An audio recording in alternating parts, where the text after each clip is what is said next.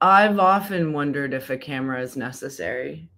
I got a real face for radio. Right now, this is the magic. You look like a beautiful present wrapped up with a bow. Yeah, and I'm one of those like presents that you're like, oh, thanks. No. Thank you. Oh. Yeah. And I get in a perfect world, I would get regifted, but really we know that I would be in like the oubliette room, the room of forgetting. Like shoved in the back of a club. Be like, oh, put this away. No, Mab, no. And maybe touted out on holidays. No, you're a present where someone opens it and goes, oh, this is one of a kind. That is an accurate statement, but I think both can be true. This is so useful and pleasant and helpful and kind and awake. I've heard Mab is awake. I'm awake. I've heard that. I heard you were the crafting madam. Mad damn. Brag. The last 3 days I've woken up and done a little workout. 3 days in a row, Mab. I don't know. I said on Sunday, I was like, man, I wish I was one of those people who like got up a little bit early and like did a little thing and my partner was like, let's do it. And I was like, all right. Okay. So the fact that you have somebody else doing it with you, that's the trick. That's super. I don't know if because this morning was really hard. I was like, I'm having trouble. And he's like, do it. And I was like, okay. A little bit further, just two more weeks of doing it. And then, it's a good system though. It's 4 phases.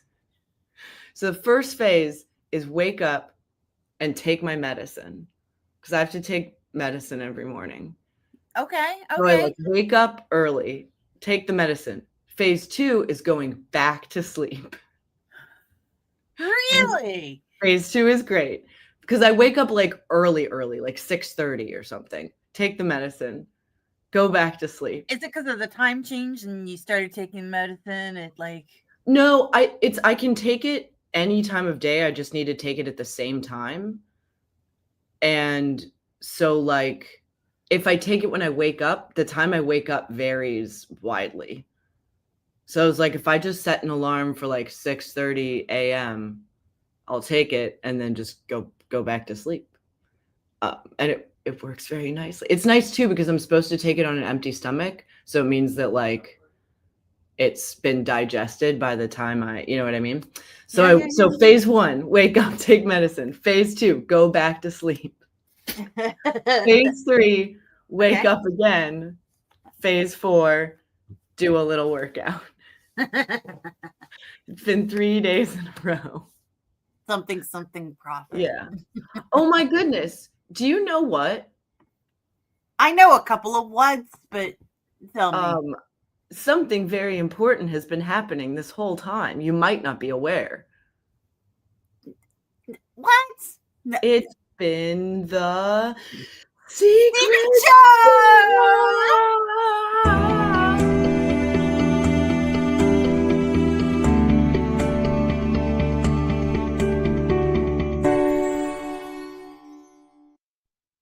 Oh, it's been said a bard's life can often be a hard life, or hill and jail to rove and always move from town to town. And some folk have inquired if ever we grow tired of ranging all around the world and never settling down. But one should be a little wary of remaining stationary. This comfortable is lovely, but it's not the way we grow. When life starts to unravel, pick up your pack and travel. You'll find a strange serenity in places you don't know. Wriggle-dee-dum-dee-too-rat-terry-o-dee. There's so much to see beyond the open door. It's outward bound we go. Who knows what we'll find that we've never found before.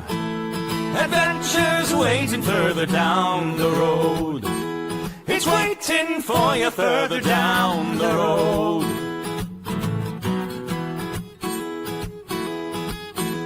You've got no map for showing which direction you are going. But why start on a journey if you know where it will end? And once you recognize, To anticipate surprise, you'll relish every twist and turn that lies around the bend.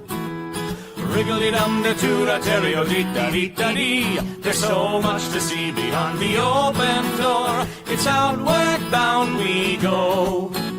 Who knows what we'll find that we've never found before. Adventures waiting further down the road. It's waiting for you further down the road.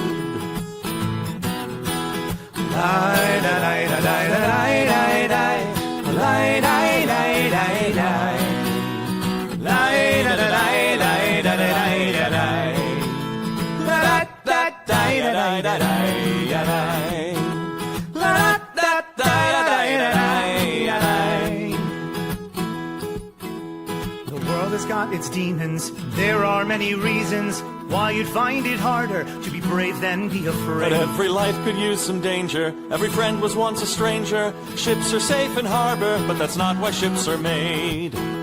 Wriggle-dee-dum-dee-too-rat-terry-o-dee, dee, a fwit-dee-dee-dee-dee. There's so much to see beyond the open door. It's outward bound we go. Who knows what we'll find that we've never found before. Adventures waiting further down the road. It's waiting for you further down the road.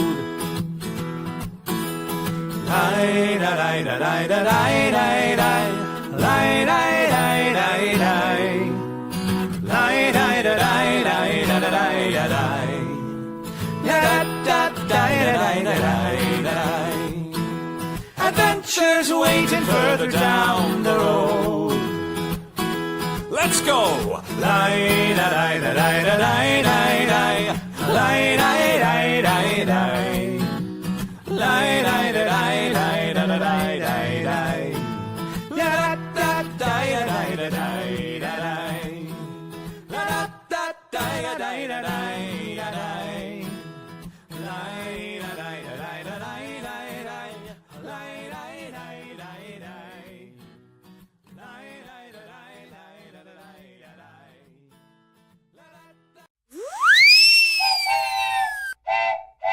Crafting, crafting, crafting with Joshi and Cubby. What will we make today? What is the dice of the day? Crafting, creating, collaborating. What would an octopus say? Trivia questions, hooray! Creating, clickbaiting, can't hardly waiting for the crafting show. A crafting show with Cubby and Shoshi. And sometimes And Mab. Cubby will be joining us later. playing the part of Cubby today. We have Mab, just Mab. Oh no, here it is. Ah! Hooray, we did it.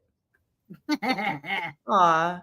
It's a good day to be hanging out and doing stuff with friends. I don't know about anyone else, but I feel like a lot of people had a hard week this week. This week? Yeah, It's Wednesday. it is. That's a whole week, right? Man. Monday to Wednesday. That's a week. I swear. And then Wednesday to Friday is another week. And then Friday to Sunday is another week. That's how it works, right? Oh, yeah. Yeah. Yeah. Oh. What? Hey, everybody. Hi. Yeah, see? Hard No. weekend this weekend. I'm for so people. sorry, JL Love. Yeah. Well, I don't know if you have a similar mom to me where like a little bit she shows her love through criticism. So, yeah. Oh. I feel you. Yeah.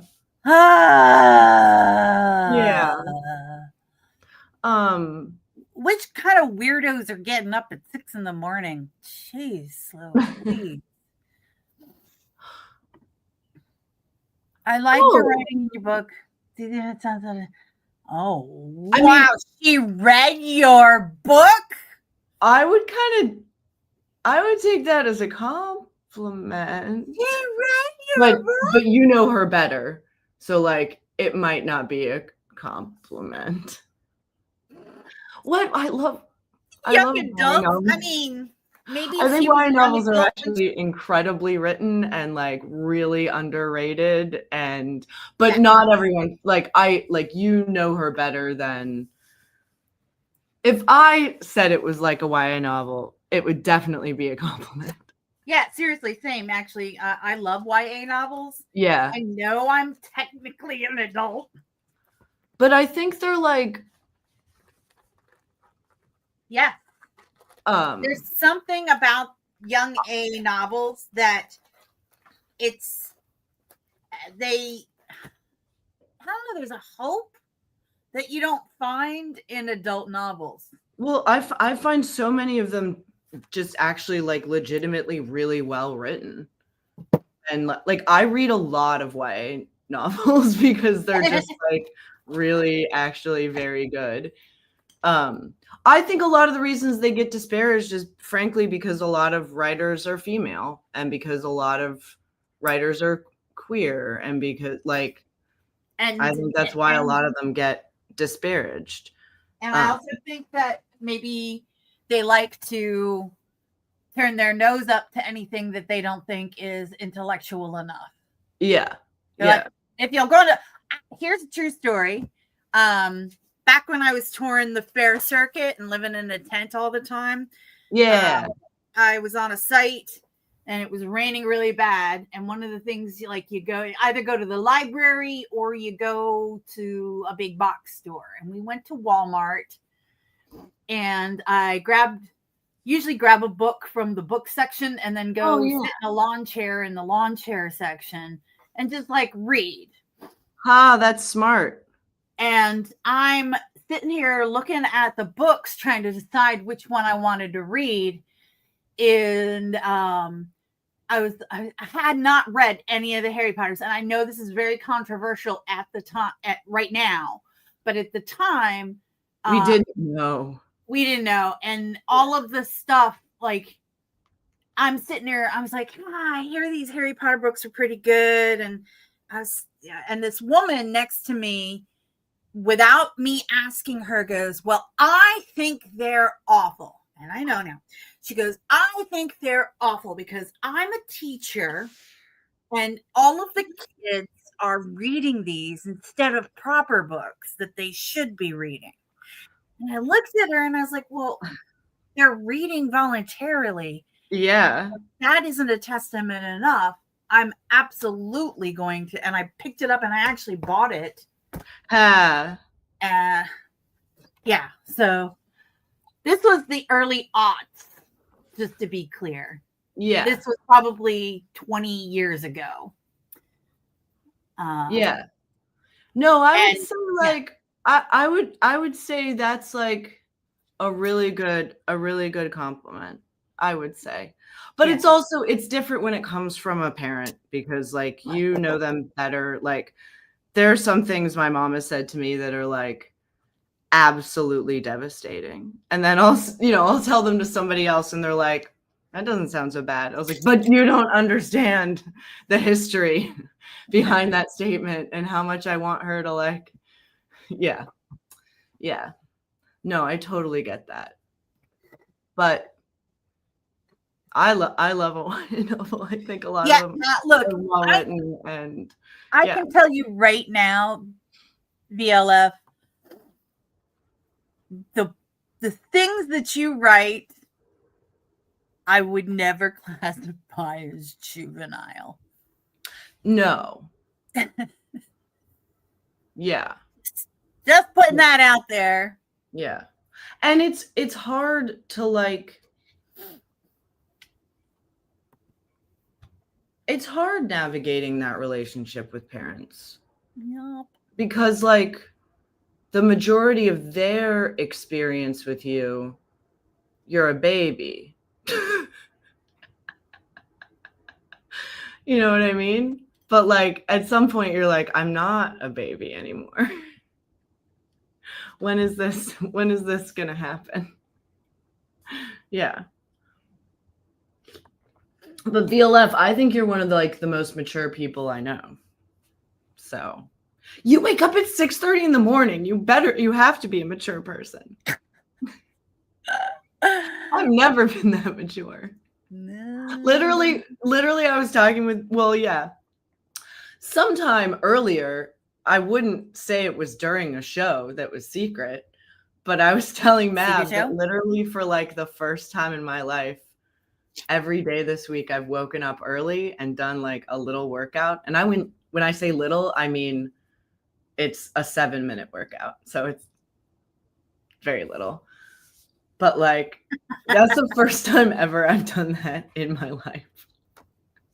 I just like, I don't know. I want to try being that person that like wakes up early and works out. And it's been okay so far. We'll see how long I can keep it. I've considered it. I've given it a nod. Yeah. Except the whole waking up part. Ugh, if I could do it without waking up, I've got some theories there. Yeah. Because I love to sleep. I'm so good at it. I'm not great at it, but I'm practicing. It's like I'm good at sleeping. I'm good at eating. Yeah, see, look at all these mature adults. Wait, I'm doing the math. Oh, you don't wake up at 6:30 and then leave at in the morning? 5 in the morning? You know what? I happen to know for a fact that 5 a.m. does exist, but I don't believe it comes at the beginning of the day. No, it's at the end of the day. Yeah. It's 5 a.m. at the end of the day. At the end of the day. Booyah. Yeah. I saw I was watching an old movie with Esther Williams, the swimming singing lady. Yeah. It wasn't a great movie. It was hard to watch. But she said, she's like, well, I've got to go to bed. I've got to get my 9 hours. And I was like, 9 hours? Did it used to be 9 hours? And then they tricked us into saying we need 8 hours? What's that story about? Or is that like... Was she being clever? Or is that like a workout thing? Because she's like, in the movie, she's training to swim the English Channel. So like, is that a training thing? Because like, I agree with that. I think you do need a lot more sleep if you're in training. But I've never heard 9 hours before. Oof. See, I do. It's not that I don't wake up early. Like I have had jobs where I have to wake up at like 4 a.m. and work for 12, but they don't, in the nature of my business, it's only like for 3 weeks. Right. And then you're done. I don't know if I could literally do it if it was like continuous. I don't know. Oof. I know that I full disclosure, I am not good at sleep. You're what? Not good at sleep. Oh, I'm too And good right at it. now, I think I'm operating on 5 hours right now, Oh, and the best I sleep is between 6 in the morning till like 2 in the afternoon or something like that. Those are oh, the yeah, hours that I sleep best. yeah. Some people do. Like, I think everybody kind of has Circadian rhythm. I've heard that, but I love to sleep for 8 hours straight. So I don't know. Maybe for some people, but me, You know, I am out that's how I do though, until because the alarm. I am of the age that I must pee many times in the night. Oh, yeah. But then I So just go right back to sleep. I'm sorry, Evelyn. This is the best thing. Yeah. Longer, we're like, It's a like yeah. I only recently became good at naps, but they have to be the secret to naps, I have found, is you have to set an alarm for 30 minutes and you cannot sleep more than that. Like you lay down, you set the alarm for 30 minutes. You're probably going to actually sleep about 20 or not, or just sort of like meditate and rest for a half an hour. If you do fall asleep, getting up after that half an hour is the hardest thing in the whole entire universe. But then once you're up, you feel great. But if you sleep longer than like 30 minutes, then it's not as good. I don't know. That's what I've found. Yeah.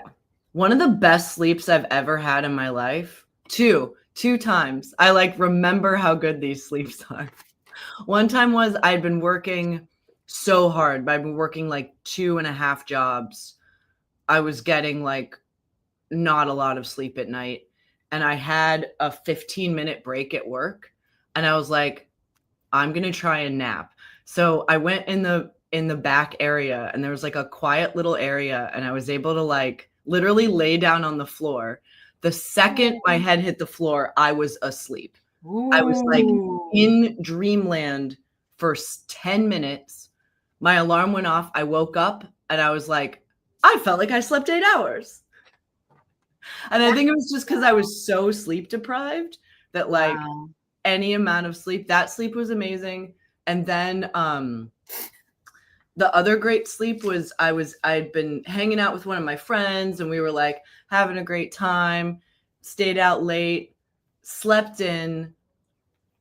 My friend woke up at like 7 a.m, walked to the corner store, bought us egg and cheese and bacon sandwiches, came back, like woke me up, and they're like, I got us breakfast sandwiches. So we both ate the breakfast sandwiches and then went back to sleep.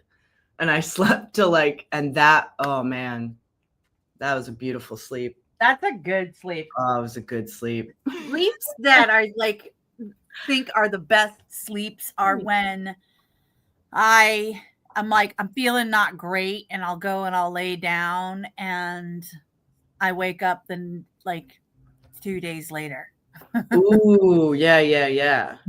It's always nice going to sleep not feeling great and then waking up feeling great. Yeah. Yeah. So, what are you working on, Mab?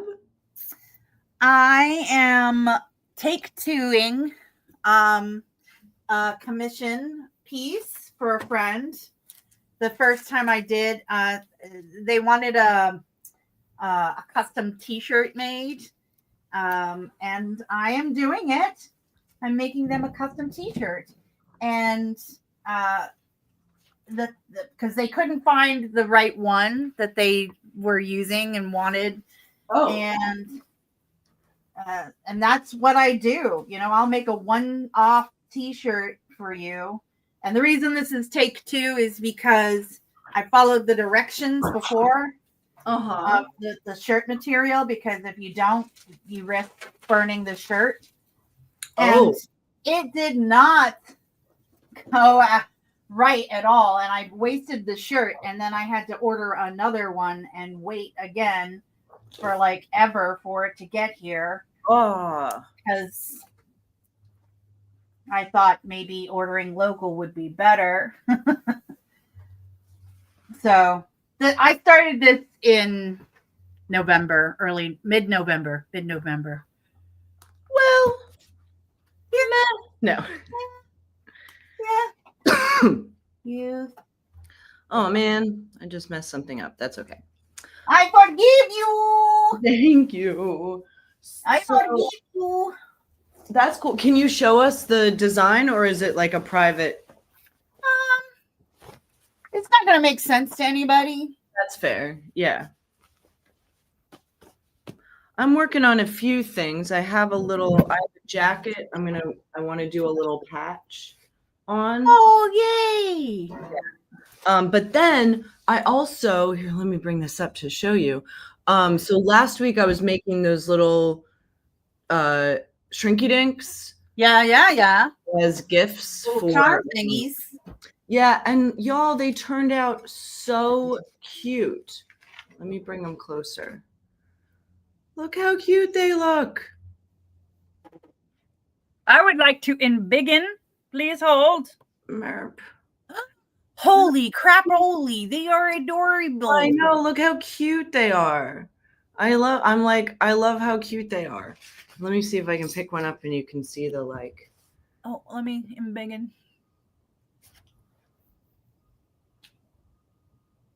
Let's see if I can get it to there. Oh, I get him. There's his face and everything. Yeah. Okay. They turned out so cute. So I think I'm gonna make more because I kind of want to make one for everybody working there. Like I think I can. I make them pretty fast. I've got time. So yeah, so I have And if some you don't make it for everybody, then you're kind of a jerk. right. So, oh no. And then I found some cute little sketches to work on tracing, and I could kind of modify them a little bit to match up with like the characters that they have. So I'm thinking about doing that so I can make like personalized ones, and then I'll make There you go. yeah, I and was then I'll wondering make about that some- because you are doing the Whoville experience. yeah. So, yeah, so like we have if you could depict each one of their characters, yeah, even just like a little slightly, I think people Yeah. really like that. Yeah, so I think that's what I think that'll be my little that's little adorable. project. Because I think I have time. Yeah. And then I'll make some like generic ones that I can give to like the makeup artists and Yeah, and people And- you forgot. yeah, and costume people and stuff. But I think I want to try and make I think I can do it. And if I not, believe you. then that's fine too. I believe you. But yeah, I want to patch up this jacket first because it's been getting a little chillier here, and I've been wearing the jacket, and I don't want it to get ruined because it's a cool old jacket. You're a cool old jacket. Oh, thanks. Wait a second. Wait a second. We're a minute. Oh my goodness. Well, I gotta say, you all are more awake than I am, and I respect every human shaped person that has logged in today to keep us accountable for sentient words. for word time usage. Speaking of words, Yes, I was waiting for. from the Complete Color Harmony book, using my bookmark. So this is the Complete Color Harmony book. We're reading our way through it. Today we're reading about fresh colors. Colors that are fresh. Fresh. Possessing equal amounts of blue and yellow, green suggests health and prosperity. Although weak in its softest tints, green, a recessive hue, only needs to be combined with small amounts of its strong complement, red, to increase its vitality. Using colors analogous to green on the color wheel will create strong color combinations that resemble vivid outdoor environments. Like newly mowed grass on a clear day, sky blue and green always look fresh and natural together. So here are what they consider some fresh. That's one of my favorite combos, like ballet pink and light green. Oh, look at that. That reminds me of preppy. And I am Of so what? hardwired to prep. Oh, Izod. I'm so like the punk in me wants to beat the prep in them. yeah. Which I have suppressed it, but that basic instinct is still there. That's so interesting. I don't see that. I see more like creams and black and white as preppy. But yeah, that pink is that ballet pink. Well, Izod was very popular in the 80s. Oh yeah. And they had Also, those color combos. the yellow green shift up at the top, I really like that. I love that. I love that so much too. That's so fun and bright. Red never reads fresh to VLF. Yeah, I kind of agree. So That's red kind of and green are tricky. So when I was a goblin, a very fresh goblin. Oh yes, very fresh. I was painted green. And the colors that I chose to wear were browns, of course, that's the traditional goblin. And I liked red accents. And it was and some bright yellows. And it was difficult to find the right red combo in my outfit. So usually what I did was I had a shirt that had accents of red in it. And what that did, I didn't think of it as fresh, but I was worried that it would read as Christmassy, red and green, but it never did. That's my big, because I love red and green together. Like I think they're such a great combo. But yeah, I'm always a little worried it's gonna read as Christmassy. But then again, like, yeah, I think it depends on the tone of red and also what else is going on. Because like, if you have a nice like red flower with green leaves, yeah, it doesn't necessarily read Christmassy. You just have to be a little like aware of that. Mm-hmm. Yeah. Yep. Yeah. Red cowboy boots were definitely a solution for Wedgie. I love those red cowboy boots. Those are the I've cowboy never boots found their equal. I've never found their equal. Those were magic boots. Was it in Ohio? Nope. We were coming back and it was very close to south of the border. That's right, like North Carolina or area. South Carolina. I don't remember. Right. That's right. Yeah, I couldn't remember if it was on our tour that went out to Columbus. No, it was the other one. Florida? Yeah. It was. It was the one where we went all the way down to Florida. That's right. I remember we bought a bag of oranges right near the border. Yeah. And they were great. They were real good. And that was the trip where we got those like truck full of dudes who were like driving up next to us, and then you like did Blockhead. That was on our way to Roxy and Duke's in New Jersey. We were stuck on the Jersey Turnpike or something, and it was boring AF. Oh, they were like, what? Well, they were like, woo! yeah, baby. And I think they Yeah. even had a beer in their car or something. Yeah, they were just like some. And I you was know, like, oh yeah, look Yeah. how sexy. they were like, they were not expecting that.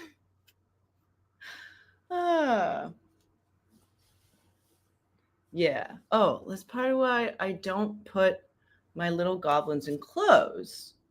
Oh, yeah. Also, fuck clothes. Sorry, what I mean to say is, if I Clothes didn't have to wear clothes, I wouldn't. I'll be honest. Yeah. There's many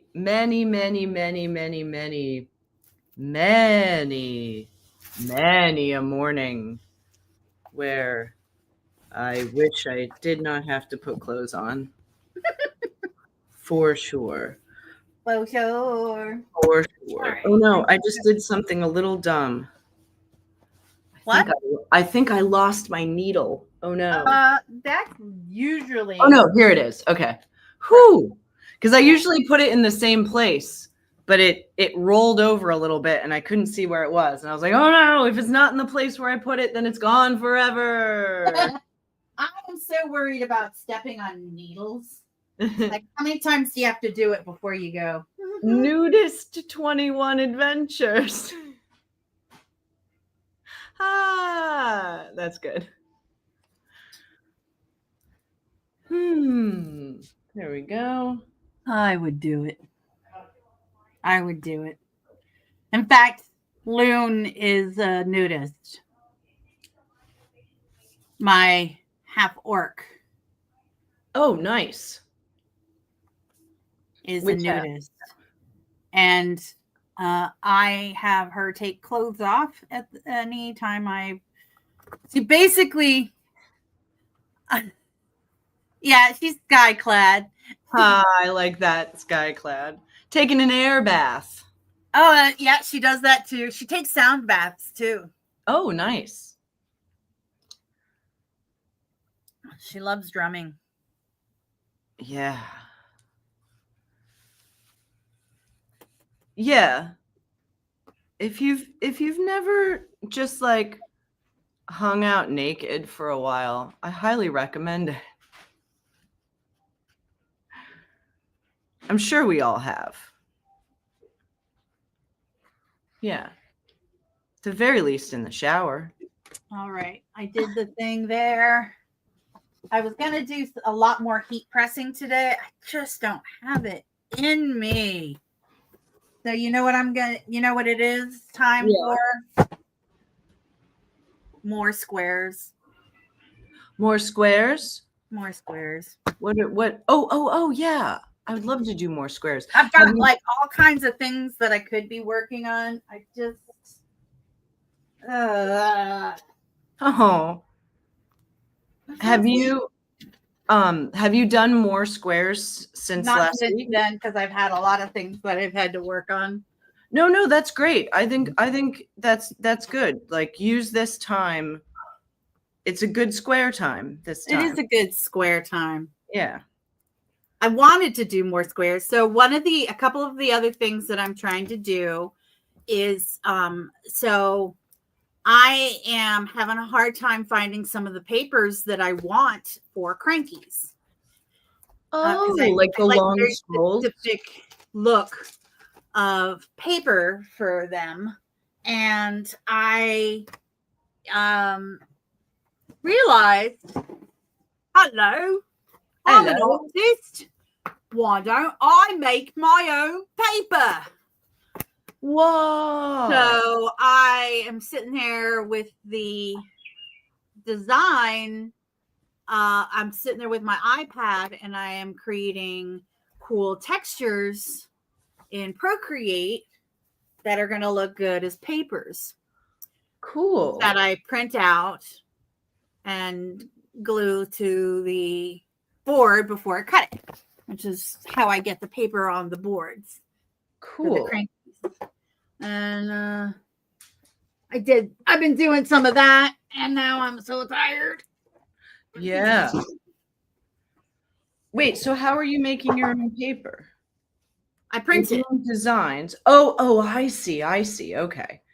Not that you're making the physical, actual paper.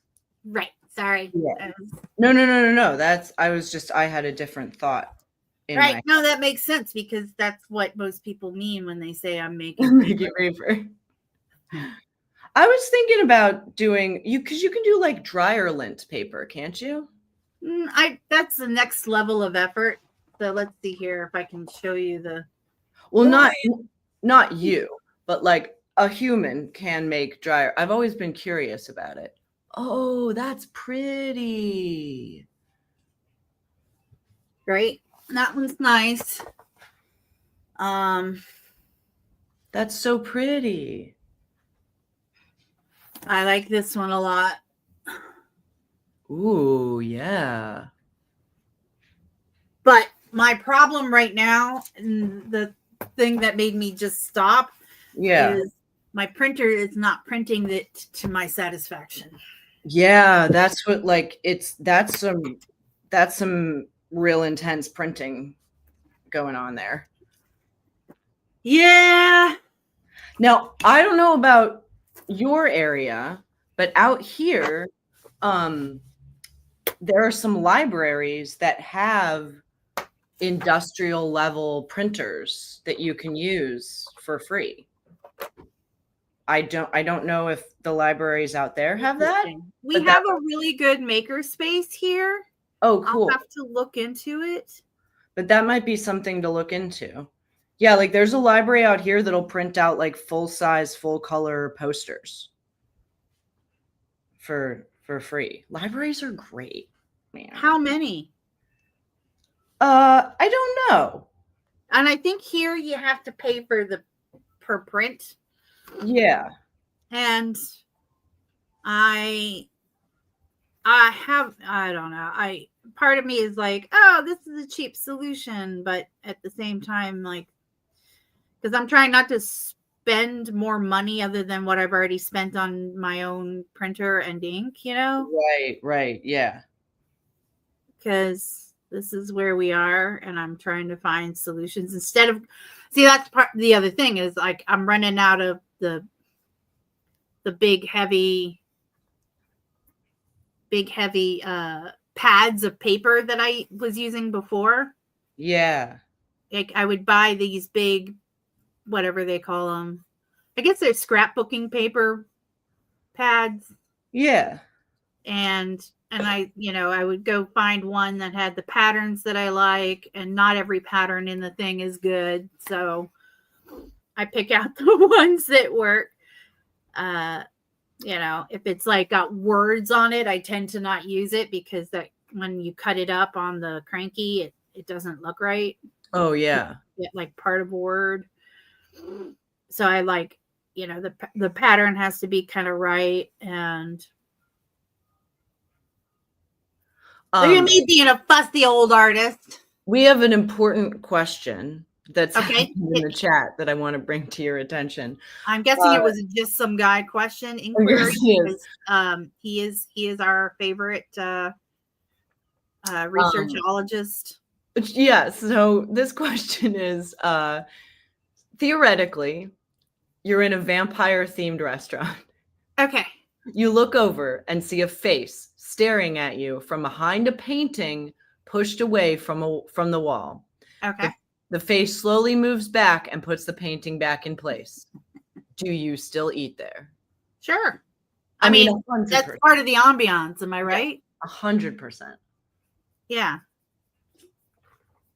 Oh yeah, but that's a good question that VLF asked. Was the face staring directly at us specifically, or just you're like, oh, there's a face behind there? And is it an animatronic, or are they actually paying actors? I mean, then yeah, definitely I'm eating there. I'm like, someone noticed me. Someone's looking at me. This place is great. I'm a real girl. I'm a real girl. I made it. The paintings are staring at me.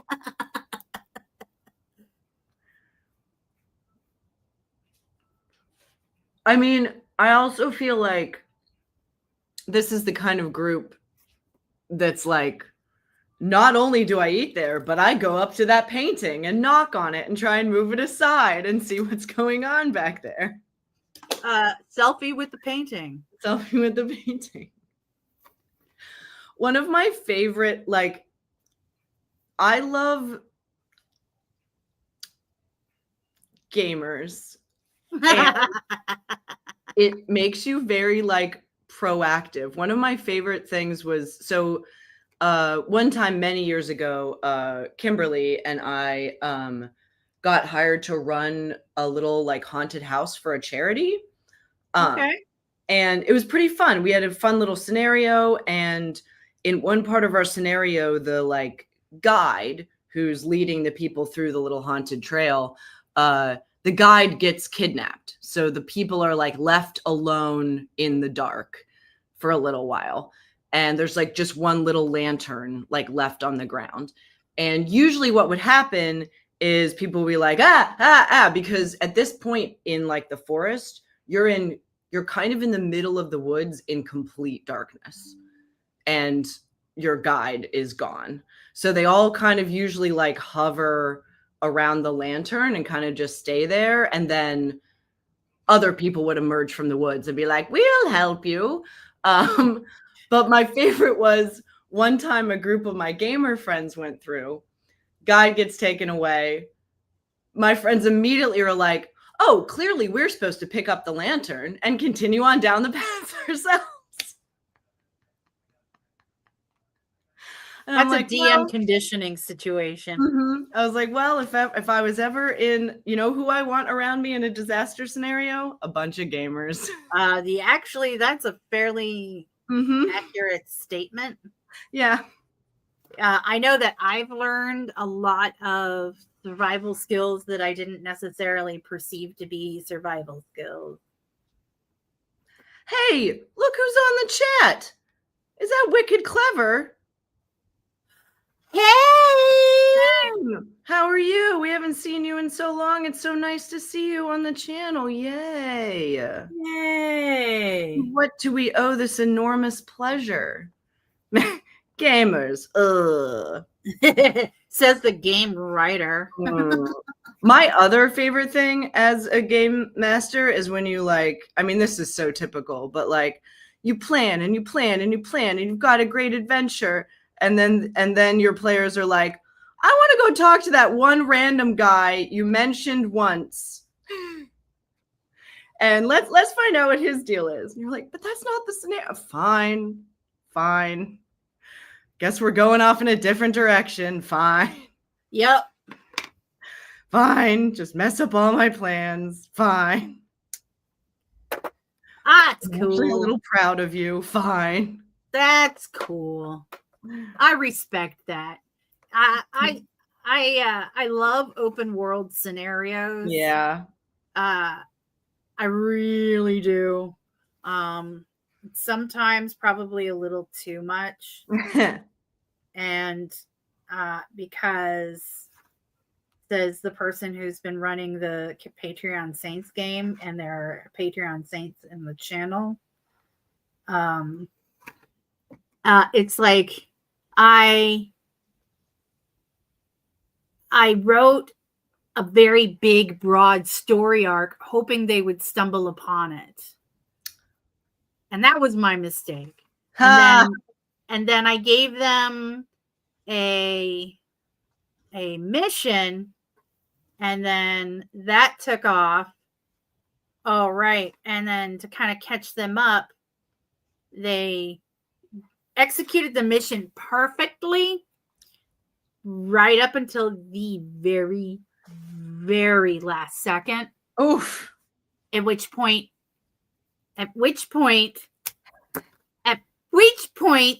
the person who was like right there was like, basically, you tell them that I did this, and like appeared like during a big heist, massive heist. You tell them. And it was like, oh honey, You just had to walk away and you were like, I want to do something clever.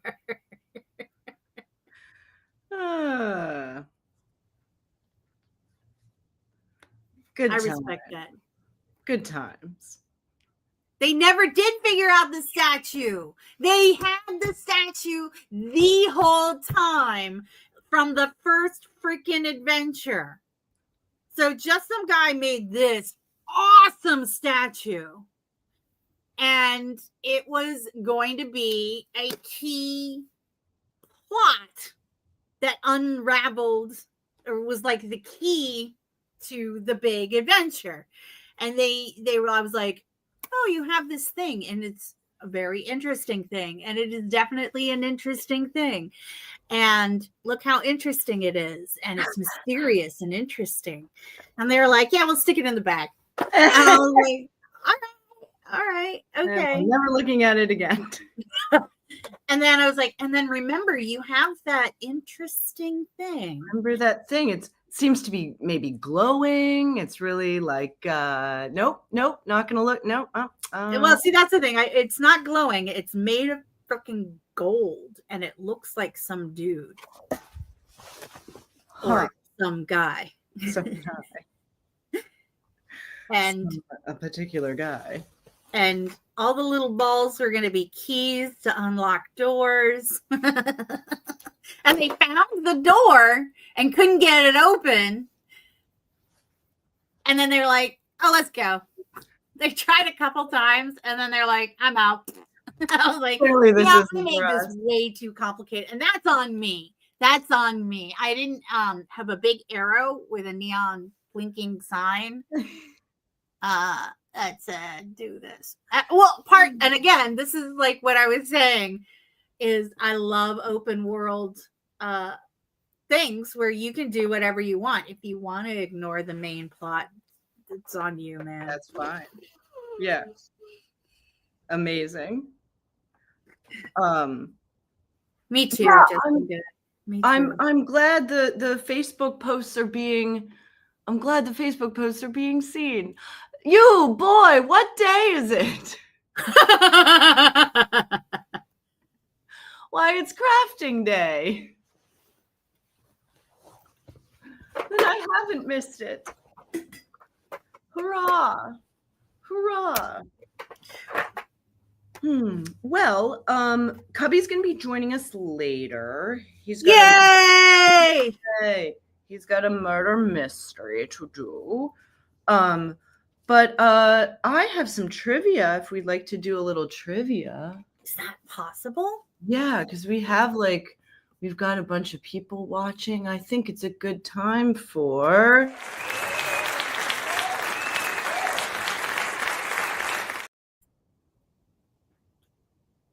Thank you. All right, now I need to look for one. No, I got it. Okay. I'm sorry, VLF. You're gonna have to kind of roll back and watch this later.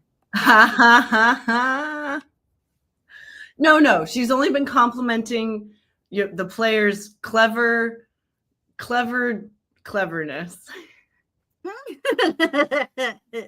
Clever things. Okay. So this is Trivial Pursuit number 6. The way we play trivia here when we're doing this trivia and not phase 2, which is or stage 2, which is also a cool other trivia, is we're going to read the answers at the end so we can play 2. We will try and hold back our enthusiasm if we think we know the answer, because we know there's a delay. So we'll give you a chance. If you think you know the answer, write it in the chat. We're all playing together. If anyone gets it wrong, we all lose. If anyone gets it right, we all win. Yay! People and places. What state has the highest percentage of workers who commute alone? Alabama, Alaska, or Michigan? What state has the highest percentage of workers who commute alone? Alabama, Alaska, or Michigan? That's an interesting question. Interesting statistical question. DC. Yeah, DC. Well, it's not a state, unfortunately. Oh, oh, that's I know. oh man, I that know. stinks. I'm just gonna have to put some ice on my face for that one. I know, but it's the truth. Oh no. I know. Yeah, like it's a good question. Alabama, Alaska, or Michigan? It's I interesting. feel like you Like, want it to be Alaska. yeah, I feel like, but Alaska, like, yeah, I don't know. I think Michigan might be the right answer as well, because you have to drive a lot in Michigan. But I know Detroit, I don't know how their public transportation system is. They have none. Yeah, interesting. Yeah, that's it. Yeah, it seems dangerous to travel solo in Alaska. Actually, that's a really good point. I was like, they wanted. I felt like Alaska was the. But that- Alabama's hot and sticky, and no one rides to ride in the same car. That's fair. Would be. Yeah. I don't know. I'm going to guess Michigan. I think we're covered though. So we're covered on all answers. All right. Arts and entertainment. What Helen got 3 Tonys, 2 Oscars, 2 Emmys, a Grammy, and 50 honorary degrees? What Helen? 50. A Helen, I get there's actually a lot of Helens. Helen, who got 3 Tonys, 2 Oscars, 2 Emmys, a Grammy, and 50 honorary degrees. Helen Mirren. If it wasn't, if the degrees thing, 50. Yeah. That's the one that makes me say Helen Mirren. And why is that? Because she's not a spring chicken. Oh yeah. Like I feel like it has to be somebody that's like been doing it for a long time. But I don't know of any albums she's recorded, but she could have done like books on tape, because those count. Oh really? Yeah. Oh yeah, Helen Bonham Carter, that's a Helen. Helen Hunt is a Helen. Helen Mirren. Those are all the Helens I can think of. Are there other Helens? Helen Keller.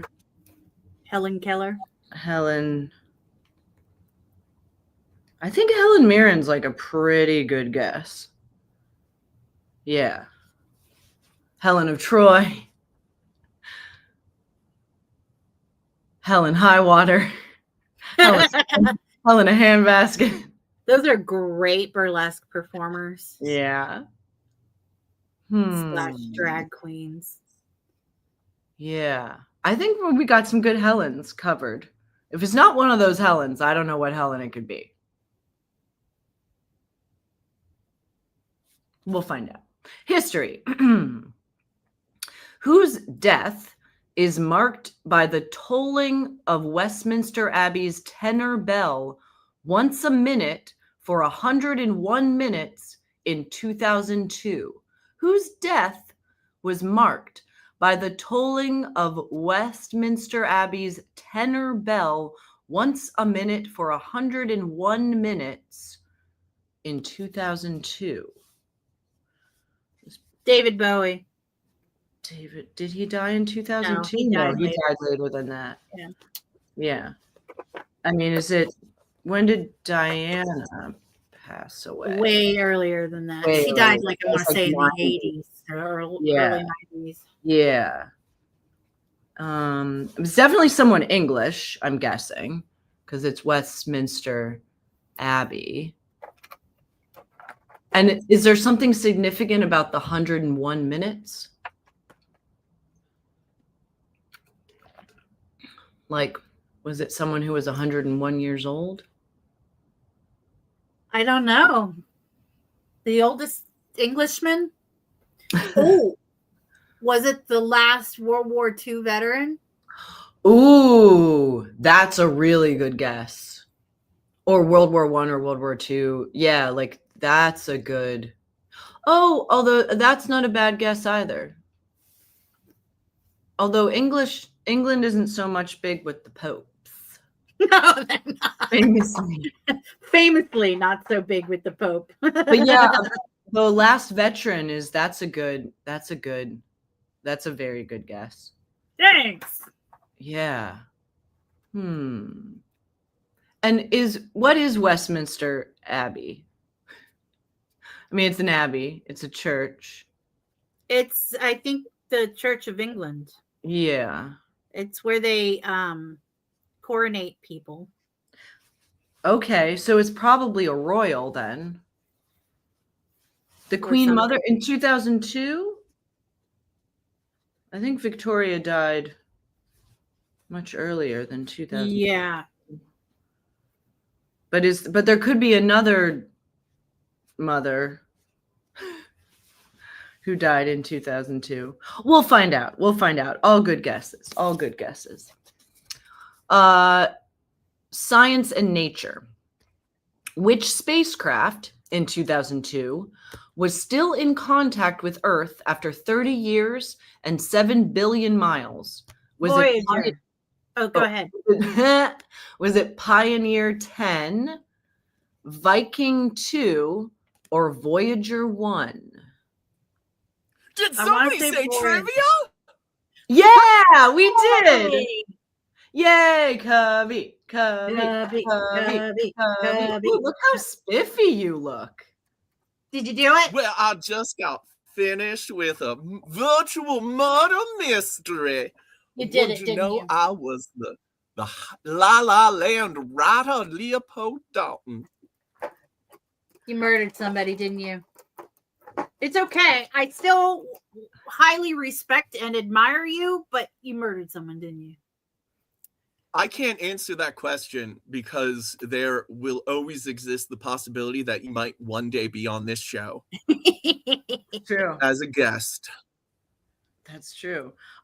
Cubby, can I make a request? Can you say murder again in your Southern accent? Because it sounds so good. It's a delight. Oh, did you want me to talk a little bit about murder? Murder.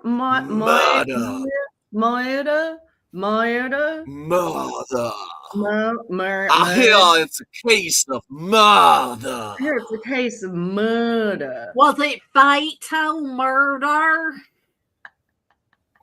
Why, they were killed to death by murder. They were murdered. Murdered to death, I tell you, by my stars and daughters. Murder. Anyway, back to trivia. I had a cousin murder. Murder. I tell you, murder. They were murdered, I tell you. Slow on the take-up, but other than that, sweet old girl. Sweet old girl. But she was murdered. No, that was a name. Oh, It was Murder. Murder. Nobody ever learned how to say it, including her. It was a terrible life she lived. It was hard, as they say. It was very difficult on her, but it did amuse the rest of the cousins, so we were not sympathetic. Murder. Murder. Which spacecraft in 2002 was still in contact with Earth after 30 years and 7 billion miles? Pioneer 10, Viking 2, or Voyager 1? Look, I watched Star Trek, so I already know the answer.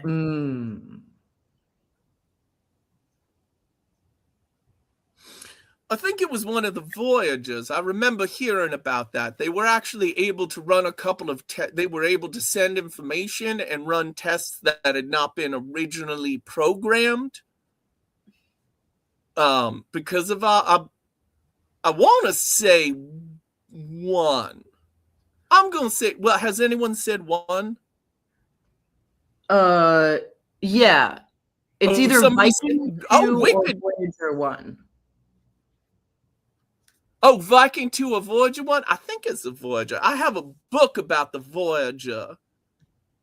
I think it's Voyager. It's got lovely photographs of all the planets. I think that's right. I think that's true. Sports and leisure. Leisure. What WHA pioneer predicted about the NHL's future if OR, spelled ORR, I assume it's a last name, if OR comes with us, they're done. I don't know what any of those words mean. I do know who Orr is. Bobby Orr is a famous hockey player. Oh, okay.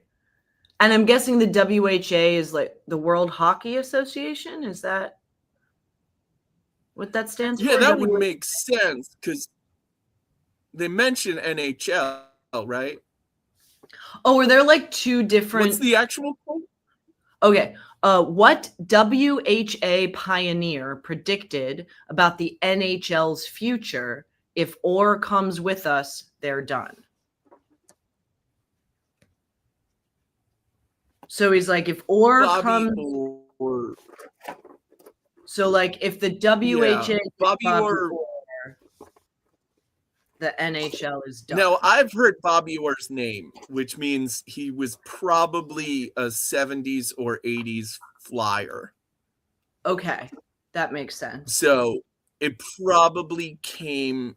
Although he went into... Gordie Howe's a good guess. Was he a WHA pioneer? Well, I don't know anyone who was in the WHA. I don't actually follow hockey, but I grew up in a Philadelphia sports team obsessed household. Right. So I've heard, I'm going to say Bobby Clark. That is as good a guess as I'm going to make.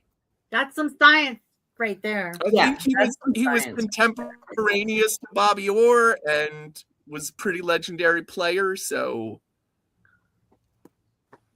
I like it. I like it. Oh, yeah. Probably a very good crossword with that ORR.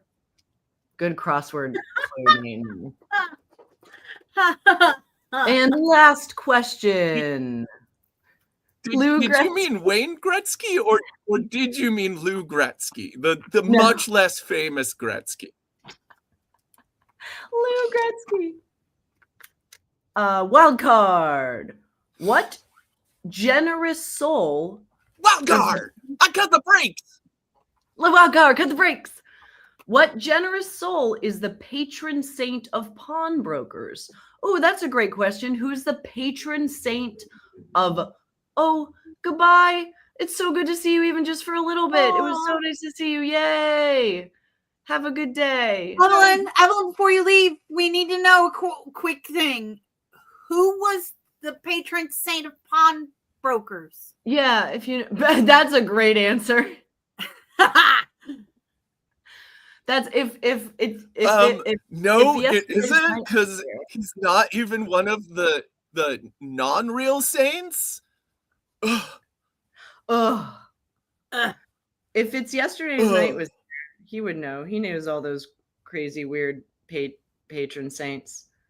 Did someone say Patreon saints? Yeah, he went. I don't know. I don't know any of the saints. I'm embarrassed that saints I also who are do known not for know generosity, though. Oh, yeah. That's kind of a short list, so I'm gonna say Saint Nicholas. Oh, yeah, that's actually a really good guess. For pawnbrokers? Because St. No, Nicholas was no. known for two things: Pickling beating the hell children. out of people who disagreed with him and bringing chopped up children back to life. That's right. Yeah. Punching the Pope at the Council of Nicaea and giving coins to children. Well, bringing them back to life, because there was like the pickle barrel that was filled with kid parts, and he was like, Right. guess what? They're kids again. Yeah. Honestly, Next that's one of time, my favorite Don't murder Saint Nicholas. and slaughter children. And put Yeah. them in pickle barrels. Yeah, he let the guy off with a warning. Next time we're watching. He's like, you. no harm, no foul this time. Mhm, but next You're time on thin ice, mister. you're in Wait, trouble. he's the one that put them in the pickle barrel? No. That was some other guy. No, the killer put them in the pickle barrel. Yeah, St. Nicholas was sort St. of Nicholas like brought them back to life and possibly reassembled them. I don't know the order of events. he's sort of a There Sherlock might have been just a bunch Holmes. of kid parts flopping around. He's like a Like in Sherlock Dead Alive? Holmes Frankenstein character, really. That's really who St. There Nicholas is a character called Sherlock Frankenstein in the Black Hammer universe.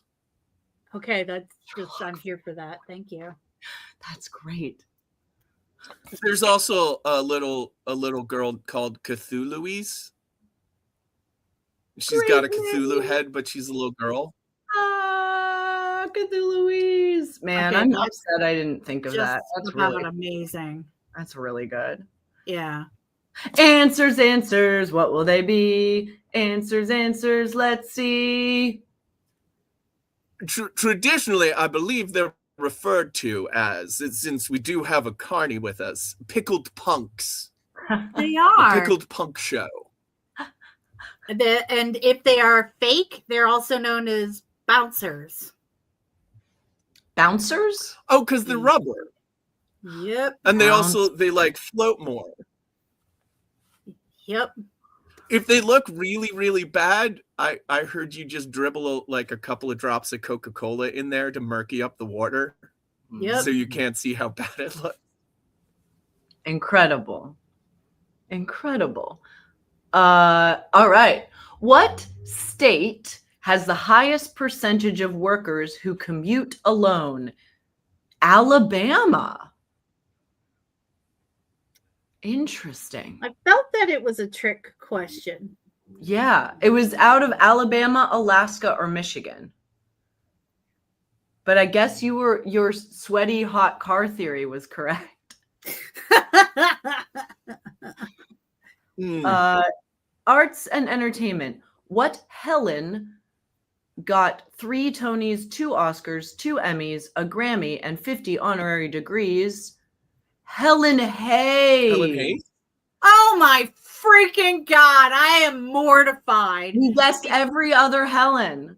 How did Mab, I how know. did you I'm sorry, but I know. literally I know. you have to tell the audience. In DC, they have the Helen Hayes Awards. Oh. And here's a fun fact. I have painted 2 Helen Hayes Award winning sets. What? Really? Yeah. That's so cool, Mab. I didn't know that. Thank you. What sets? The one set was called Things That Break. If you want to talk about sets, it was we renamed the show Things That Suck. Oh, Because it was one of the most simple / complicated sets that ever existed. And it was about a family who owns a glass factory. oh Lord. And the father of who owned the factory was in the hospital and getting ready for surgery. And the twins, the 2 kids that are, adults, were fighting over the inheritance. And meanwhile, the surgery's happening and the mother's having all these hallucinations, right? So it's in a big black box theater. And we had a big painting as the backdrop. Oh my God. Okay. I love hearing about this. This is amazing. Okay, it was actually really, really amazing and a fucking nightmare. So like I'm talking like the entire space of the black box, the back, not even backstage, right? So we had to turn the stage from a letterbox into a huge empty black box. So because it was talking about, there was a lot of metaphors and visual everything in this play about people's descent into madness and narrow vision and a lot of glass metaphors. So there was a back wall, and the back wall was a vending machine that slowly got bigger and bigger and bigger, and it was done by like a little sliding wall. And as the daughter, she inherited all the famous glass pieces, and the son inherited the factory.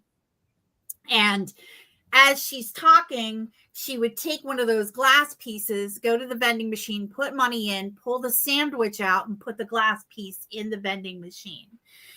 And then throughout the show, she would keep doing that during her like long monologue pieces. Yeah. Of talking about how, expectations of women and how she was the better manager. Anyways. And then this was before the surgery part. And then during the, like at the end of the first act, the vending machine wall had already kind of gotten really big, ridiculously big. And something happened, and then the wall completely breaks open, and it's this huge wall of all of these glass pieces. And this is as the mother is starting to lose her grip on reality. The stage, which was a platform, because we needed this letterbox situation, the stage breaks apart. The vending machine breaks apart and just kind of explodes off to the side. And then in the background was this etching of the glass factory. And it was huge. It was freaking huge. And we had this giant to scale, because they had the prop of the glass factory as a famous etching. And we had to recreate this prop as a big, giant picture frame. And then that's how the first half of the show ends. And the second half of the show takes place both in front of and behind this picture frame. And so this picture frame had to be opaque, transparent, translucent. So there was times where it had to be a shadow puppet situation, and there were times where it had to be a scrim so that they could see behind. And behind the thing, oh my God, peek through the scrim part, you could see the actual surgery as it's happening. On a black box theater. In a black box theater. It was insane. That's wild. And one of the biggest challenges was this giant painting. And I'm talking, it was, 40 feet wide by easily 20 some feet high. It was huge. And that was Helen Hayes' production? Yeah. And I think because of the complications of everything and all the big, it was like one reveal after another throughout the show. That is wild. That is wild. And then the other set was a recreation of a bar, a turn of a century, like I don't know, maybe mid-century, because everything was like oak. But I had to convert the existing Globe Theater, which is an antique building itself in Washington, D.C., the Folgers Shakespeare Library. Oh, this was at the Folgers. I love the Folgers. This was at the Folger? The library one. The Things That Break was at the Theater of the First Amendment, which was the George Mason University. I was going to say, because all of this tech on the stage that I've worked tech at Folger, I know you cannot put anything permanent attached to the stage. The first step is to like gently layer MDF over the entire structure and connect it together so it's locked into place so you can actually build a set because it's a beautiful historic theater. Wow. I mean, it's worth it. The place is so is gorgeous. literally 100 years old. And I know this. Yeah. Well, now it's like 150.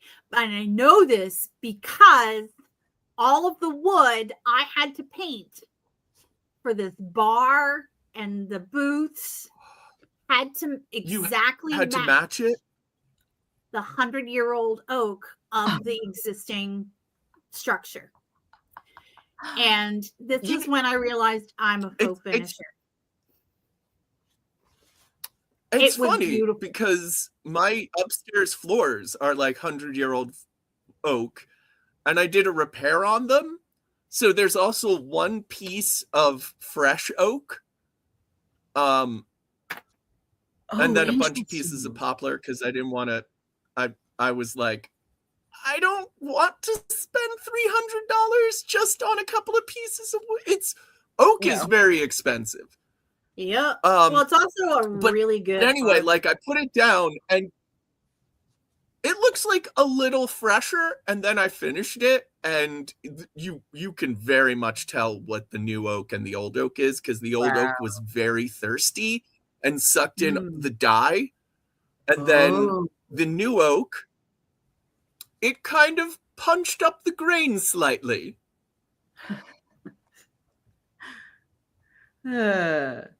Everyone knows old oak is thirsty. Well, it hadn't been like oak condition treated or anything in a really long time. And it's not like I know what I'm doing. I don't know what I'm doing. And if you look at the job I did on that upstairs floor, it becomes pretty clear. Oh, you own that old oak. Oh, stop being so thirsty, oak. Sorry, I don't know. Also, for the record, I did say Helen Hayes before you did. So you did. You got it. Okay. And next question. Sorry, I'm a trivia boy. Trivia boy. They call him No, sorry, Mab. Joshi and I both desperately wanted to hear every detail of that story. Yeah. Oh yeah. We love stories like that, and I feel the chat feels the same way. And trivia is about the journey. I want to say the epilogue to the set that I painted at the Folger. Yeah. The bar looked so good. I was commissioned to faux finish bars for people like directors and fancy executives. Whoa. The top was a pink quartz granite, and it was stunning. I mean, all of it was made of MDF, and I made it look like pink quartz granite, and it was stunning. And the bar itself was antique 100-year-old oak. And years later, probably 15, 20 years later, I was in a theater on 8th Street in DC. So when I say black box, I mean this is like a little black box, not like I have federal funding black box, but like a real legit black box. Yeah. Generally, if you've got federal funding, you don't do a black box. That's true. Well, this is theater of the First Amendment, and they had a main stage, and they also had a black box. But the theater was, I want to say, Joy of Motion. So it was like a dance studio / theater in DC, and they had the bar. The bar was there, and they had like somebody your original bar. The original bar, and somebody had like painted like details on there of something for a set that it was used for or something. It was really funny. I was like crazy. I was there for like a stupid burlesque show, and I was like, you're like 15 years later. Looks familiar somehow. That's incredible. All right. History. Whose death was marked by the tolling of Westminster Abbey's tenor bell once a minute for 101 minutes in 2002? It was the Queen Mother's. But didn't she die like Okay. Queen Elizabeth? Or Queen I guess it'd be No, Victoria. the Queen. Who's the Queen Mother? I don't understand. No. So Victoria had King John. King John was during the war. Right? Is the Queen stuttering Mother king. Philip? Who's the Queen Mother? I don't understand. No. That was- Who was the king that That was was stuttering? George V. George V. It was one of the Georges, I think. Yeah. Yeah. So one of the stuttering George kings V's wife. was the Queen Mother. Yeah. But she was definitely Yeah, already his dead wife. in 2002, right? It's not Queen Victoria. It was No. the woman who was alive during World War. Anne? Catherine? Yeah. I think that sounds familiar. Well, You I don't mean, even she hear was, her by the amount of tolls, 110 years old. So it's not surprising you thought she had already died. Yeah. When you're that old, you're basically dead. You're really dead. Interesting. All right. Science and Nature. What spacecraft in 2002 was still in contact with Earth after 30 years and 7 billion miles? Pioneer 10, Viking 2, or Voyager 1? Was Pioneer 10. Oh, It was Pioneer 10. We were all, you know why we're thinking of Voyager 1? Because I know Voyager exactly why. 1 also made it really far. because that's got the naked people on it. Yeah. Because Voyager 1 had Captain Janeway. Yep. And they got blasted through the wormhole, like to the other side of space. So they went real far. That's why we were Yeah. thinking it was Voyager.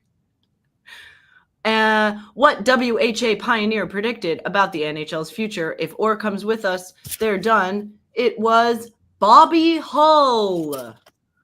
Oh yeah, Bobby. Come on. Seriously. How could we miss that? Bobby Hull. I did say Bobby. You did say I a got Bobby. the first name right. Half credit. I did say Half a credit. famous hockey Bobby. Honestly, Bobby Clark is probably more famous than Barbara Hall. Good old. You know what? That'd be a great group drag to do. All the Bobbies? The Broad Street Bullies era of Flyers, but all as drag queens.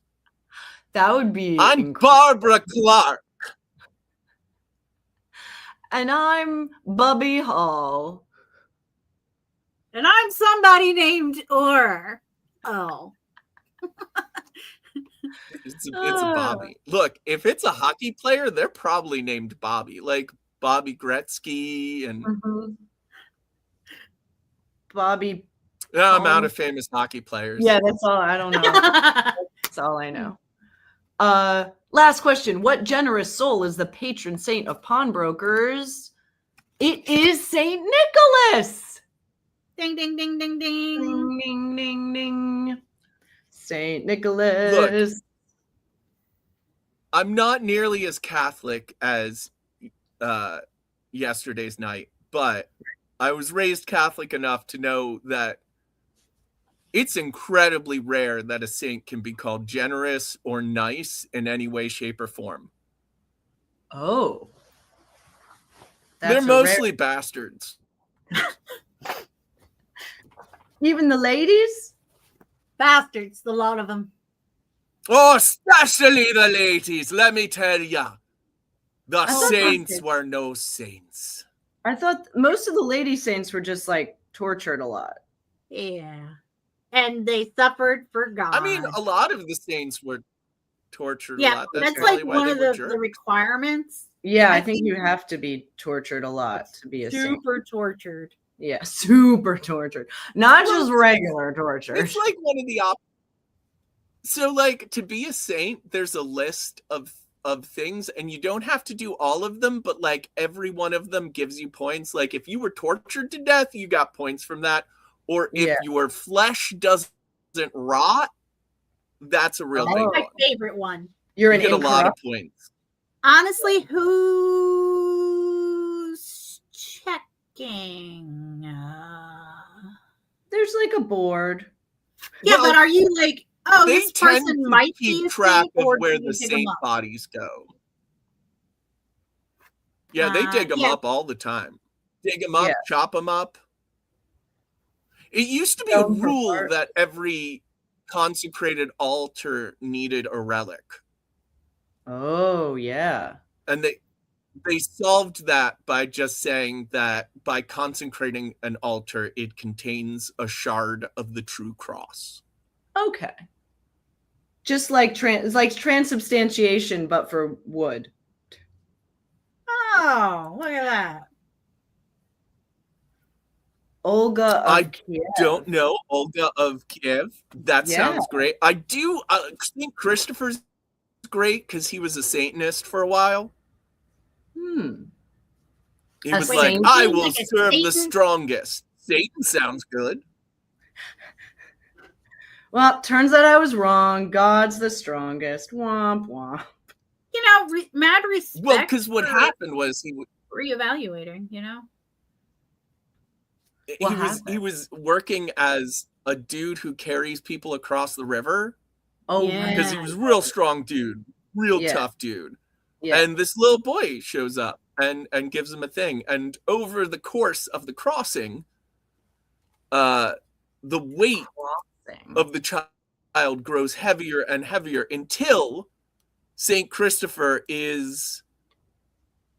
cannot go on because the child bears the weight of the world. Oh, because it's the little baby Christ child. Because it's a little baby Christ child. And he didn't know. And was this after Christ had died and it was like a miracle ghost baby, or was this while Christ was still alive and was just like pulling Jesus pranks? Oh, miracle ghost baby. 100% miracle ghost baby. Okay. I like how Ghost Baby Jesus plays a lot of pranks. My favorite to quote the Ballad of Ricky Bobby, I like that little baby Jesus. I like to think that it's little baby Jesus up there. That's who I pray to. I pray to little baby Jesus. That scene, that little conversation about like what their favorite Jesuses are is a great scene. It's like a really good mirror that people don't recognize as a mirror. It's a really funny scene.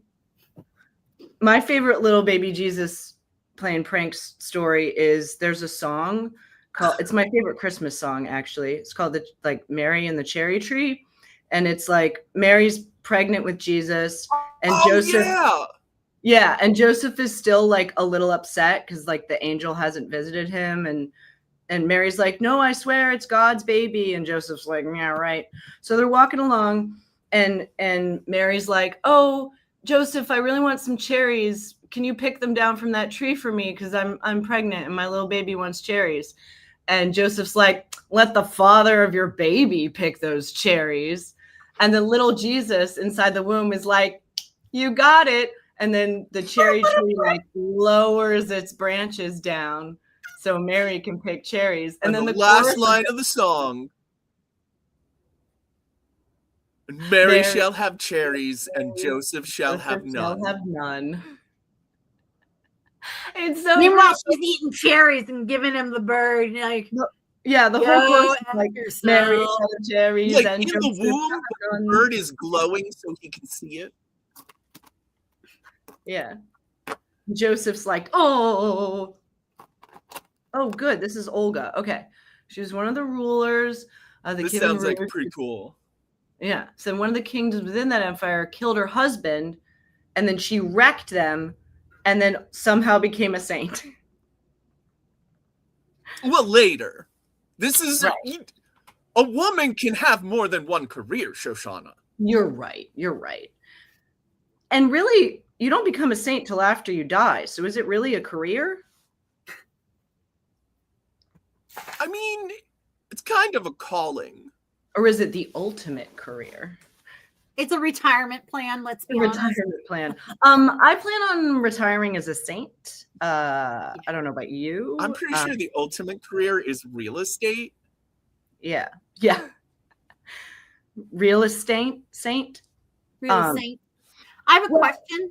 I've always had it in my because I was baptized, and I was baptized like in a lake, like I was dunked, full immersion.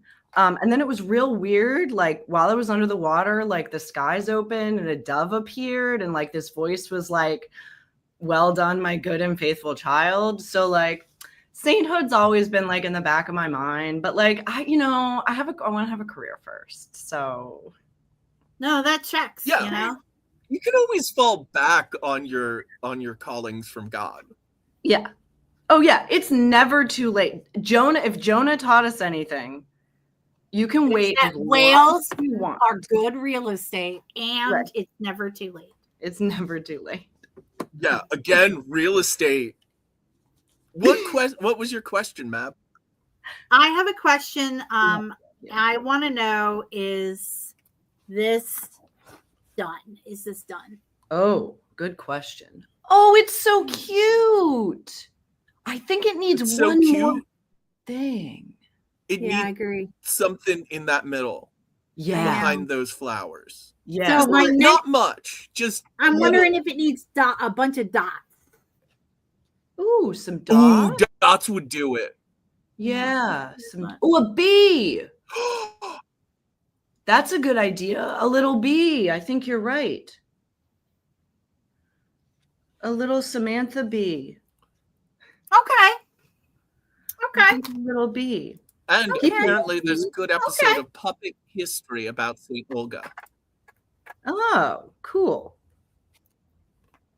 I'm going to check her out. She sounds great.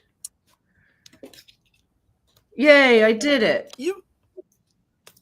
Have y'all ever done that thing where you order a bunch of like really inexpensive stuff from like Temu or AliExpress? And like sometimes it all comes in and you're like, oh, I shouldn't have paid money for this. This was wasteful thing. And sometimes it comes in and you're like, well, this was just a package of good ideas. Oh, wait, what scenario are you in right now? Yes! What is that? It's a stress toy that looks like butter. Oh my God, I love and that. I thought it was the coolest thing. I'm so glad you got it. You know, by the way, these little square canvases I got from Temu because it was late night and I was sleep deprived. Yeah, this was like $1, and I'm like, well, that could be cool. I love food props. That me too. Like, I mean, because also it looks kind of real. Like, it's a great prop to really have looks for real. butter. Like, and you can see it's already almost puffed up. Like, it puffs up slowly enough that you can get a good effect. That's a great keep prop. playing with that, and I love it. And also, I bought one of those things so you can count people going by. Oh, I love those things. That clicker is so satisfying. And you can just stuck sometimes. And it's real cheap. You can have that with you anywhere, and it'll just make you look official. Like, no one's going to question you clicking that thing. Clearly, it's actually a really good widget toy, too. Yeah. Yeah. You can you can clicker train yourself. So anytime you have like a happy thought, you do like a click. And then you can, you can clicker train yourself to mental health. If I were going to do that, I would use an actual clicker because obviously I have them because look, if there's something inexpensive that makes a specific noise, I'm going to buy it. But also there's a lot of interesting variations on that. Because that clicker, one of the first uses of it was in World War II. Keep moving. Using it to communicate in during drop zones. Oh. And so I have one of those reproduction. It's got like a big US and it makes a big loud click. Whoa, that's I remember cool. these. That's really cool. Okay. Have I made a huge mistake? Oh, I love it. You did no. No, Not I a love mistake. it. It's perfect. That's excellent. I really love it. I It's need like- to create more contrast in the flowers now because the second I put black on there, I was like,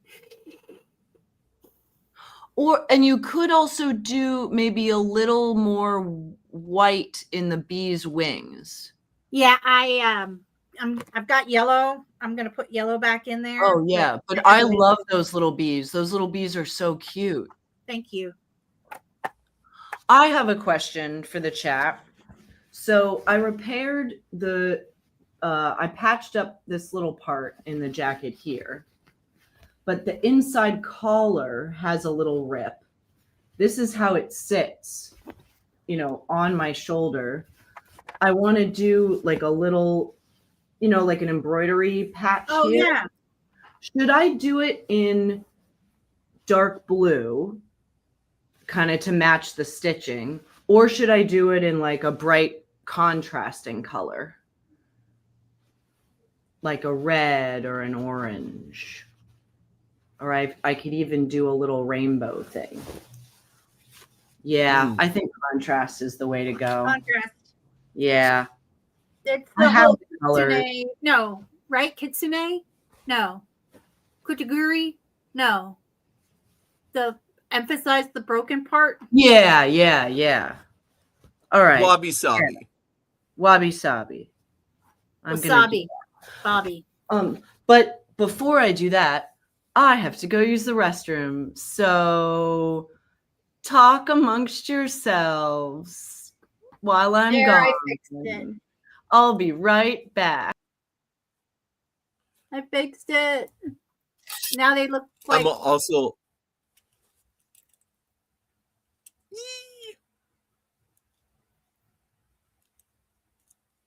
I used metallic to border the flowers there. And metallic on the edge. Ooh, I like that. Okay, I'm calling that one done. If I do more, I feel that it defeats the purpose. And I also got this flashlight Nice. with way too many functions. Oh, It's got a keychain. It's got a magnet, so you can stick it to metal things. It's rechargeable. You can do a bright beam, less bright beam, epilepsy inducing. Oh yeah, you got to have the epilepsy inducing. Lantern function. An extra LED on the side of it for some reason. It's a lantern. That's actually really fire police officer. Yeah, cop lights. And then Top light. oh, I paused too long. If you pause too long, it doesn't have. And then a UV light, which if you notice that that's kind of causing a little bit of a glow, that's because it is a glow in the dark flashlight. Okay, that was money well spent. The butter and that, Yeah. super well spent. Like I said, I And got there's only these- a couple of right. Like this was $3 for this massive box of 4-inch art boards, and this has just been like the best meditation sort of situation ever. And That it's I'm so glad to hear that, because I also, a couple of days after that, I did another order. So sometime in the next week or two, I'll be getting a whole bunch of random stencils that I nice. saw them and I'm like, I want to doodle with those stencils now. So hopefully those are also a good choice. I did get another little flashlight because I used to have one like this and it broke, but it's like twist on, Mm-hmm. but the Is back this for twists your off. spy techniques? Oh, it's a USB rechargeable that way. Brilliant. Yeah, you just plug it in, it recharges. So like, because I love a little flashlight, but it runs out of batteries. You never get around to replacing them.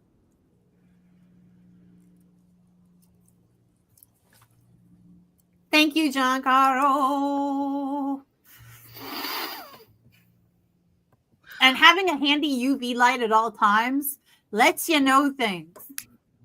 I would love to know how to Oh knit. yeah, it's always fun to have an extra UV light. I really like. I've got this, which has Ooh, a yeah, UV. I use that for to test the UV. Also blinking for some reason. When during Halloween we have UV lights set up on the end for our underwater scene. But as I'm painting the items, I use a UV flashlight to go, okay, how's this look under UV? Looks good. Because sometimes UV paint is hard to see in non-UV situations. Yeah, especially if you're doing like the same color, but one color is UV and the other color is not UV, which looks cool under UV light, but hard to see not under UV light. Right. Yeah. Right.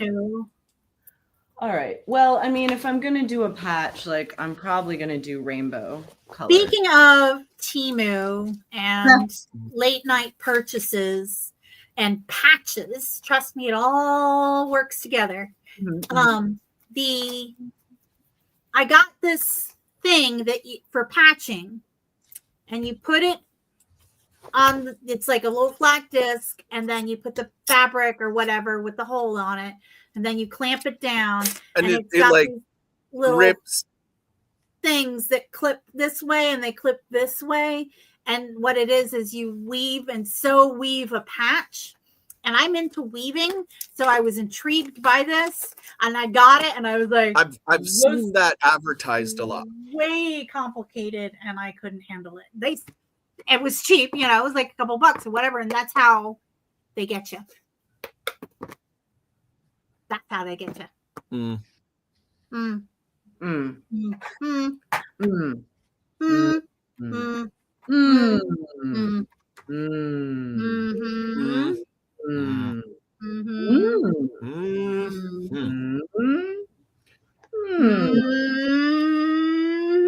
Mm. I also got these dice. Oh, wait. Boink.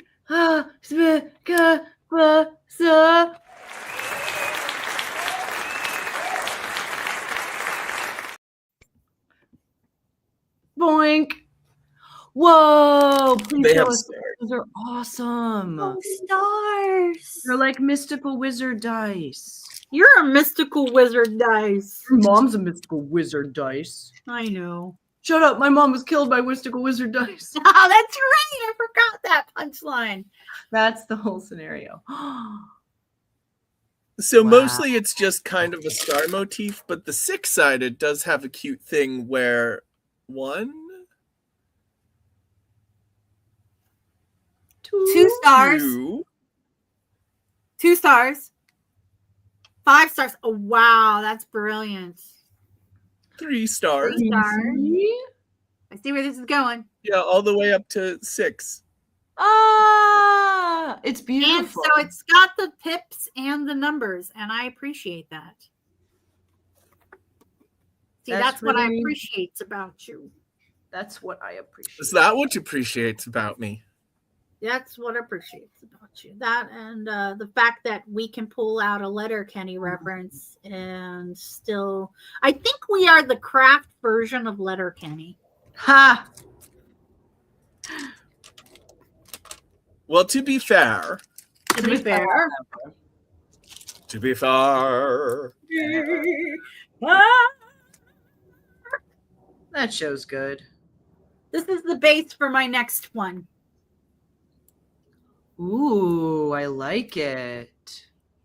I'm like so impressed by how fast you're like zipping through these, Mab. It's really cool. It's not difficult. Cool. Well, it would be for me. No, nope. So I don't agree with that sentiment, and I apologize for saying no to you. But you make those gorgeous cardboard things, and you are my inspiration for these. Oh, no, but you're coming up with these ideas. Just so many ideas flowing off the top of your head. No, I just make marks on the thing, and then I go, okay. Oh, that's a good idea, actually, how to do that. That's real artist stuff right there. I appreciate that. Not fake artist stuff like I do. Oh, good question. That is an excellent question, VLF. I found them on AliExpress, and on that, and I assume if you have a preferred international drop shipping site, just looking for star dice. It's kind of one of those things where once you know it's out there, it's a lot easier to find. If that helps. Yeah, like, because I wouldn't even know to look for that. Yeah, so I stumbled across them and I was like, those are neat, but this shipper is sketchy. Let me just do a search throughout the site now that I know it's a thing in the world. Heck yeah. You get it. That's how I do. Do I want that? I mean, that's probably for the best, but on the flip side, like, I just don't know where I would find soft, way squishy better butter toys. But I will say, as a retailer / vendor, for me to get my vending supplies, you know, the packaging materials, like the wrappers and everything that I have to like pack all my items in, it's really either Amazon or Temu or one of those drop shippers. And the ones on Amazon are literally the same people, but 5 times more expensive. And I would rather give the money to the manufacturer themselves than give money to Jeff Bezos, who is getting it from the manufacturers. Yeah. So yeah, it took me a minute to kind of come to terms with the situation, but as a vendor, I have to. There's no alternative for me. It's an interesting world because they are still small companies being run by real people, and some of them just, I'm blanking on the name, but there's a dice manufacturer, Bescon, Bescon. They're a dice manufacturer, and the only way to really order from them is on AliExpress, but they are making things that nobody else is. They're not just buying up real cheap manufactured goods and repackaging them. They're actually manufacturing dice, and like, honestly, they are on par with any of the major Western dice manufacturers or beyond. Cool. Right. So there's, and in fact, dice like these it's a 7 dice set, but with like extra embellishments on every face, is a very recent innovation that is happening in China. Like, that's where these dice were designed and manufactured, and it's kind of cool. There's a whole nother world of dice manufacturing that one can get special interested in. Amazing. That was a good dice of the day. We haven't had a dice of the day in a while. That was awesome. Always love a dice of the day. What's So I'm not doing any fun embroidery. I'm just doing like a standard little color thing here. I'm just going to make kind of like just a solid little line, subtle little line of color. That's what I'm going to do. Subtlay. And I want to show you where I'm going. All right. So this is just the base layer before I start going crazy on it. I just drew a bunch of, I had 4 colors, and I just did layer upon layer of swirls, right? So you get this cool, interesting texture. Yeah. And now I'm going to like make like I'm a real person that's thinking about things. Ha! And thinking about the designs that go with it. Well, we're actually almost at time. I have the same reaction when I look at my dice collection. Heck yeah. Actually, you guys want to see a weird 6-sided die? Yes, please. I don't know if I yes. So this is a whole different category. So this is a die. So I have a bunch of them because I'm very obsessed with these. So if you recall, maybe 20 years ago, Five Below would have a big container of loose dice in them. There'd be like one per store. Wow. And I did not know this. It's very clear the manufacturer is Koplau. They're a great dice company, the Nice Dice Company. And you can see their country's dice. There was always a variety of country dice in the thing. But when I was looking through them, because I was a lifeless, weird, obsessive human being with a not great life situation, so I would go to Five Below and I would sit on the floor and I would go through the entire bin. And then I would go to different Five Belows. You know, Yeah. something to do. I became obsessed with these because they have such neat Pips. symbols.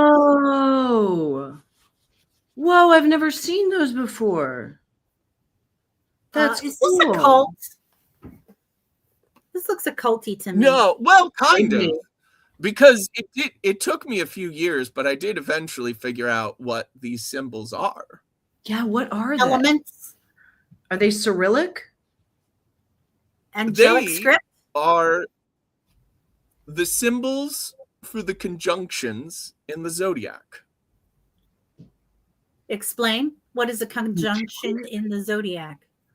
Conjunction, junction. Well, that I'm not prepared to explain to you, other than that there are a number of conjunctions. There's singular, they're called the aspects of the zodiac. This is called a trine. It's a 30-degree conjunction. This is technically, this is either a 5 or 7 point, depending on if it's upside down, which orientation it is. This is a sextile, a 6th house conjunction.